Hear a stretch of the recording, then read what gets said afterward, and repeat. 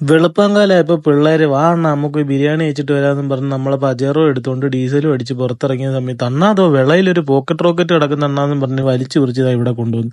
ഇത് ഏതാണെന്ന് നിങ്ങൾക്ക് അറിയാവോ? എന്നാൽ ഞാൻ പറഞ്ഞുതരാം. ഇതാണ് മെഴ്സിഡസിന്റെ SLK 200 എന്ന് പറയുന്ന കൺവേർട്ടബിൾ കോമ്പാക്ട് എക്സിക്യൂട്ടീവ് റോഡ്സ്റ്റർ എന്ന് പറയും. 2020 വരെയാണ് അളിയന്റെ പ്രൊഡക്ഷൻ നടന്നത്. SLSനെ ഇൻസ്പയർ ചെയ്തിട്ടുള്ള നോസ് ആണ് ഇതിന്റെ ഡിസൈൻ. ഭയങ്കര ഷാർപ്പായിട്ടുള്ള ഹാൻഡ്ലിംഗ് ആണ്. 1.8 ലിറ്റർ ഡയറക്ട് ടർബോ 4 സിലിണ്ടർ എഞ്ചിനാണ്. 9.3 സെക്കൻഡ് തൊട്ട് 9.7 സെക്കൻഡ് മതി അളിയന് 0 to 100 എത്താൻ. ഇതിന്റെ ഏറ്റവും വലിയ സംഭവം ഇതിന്റെ ഡിസൈനാണ്.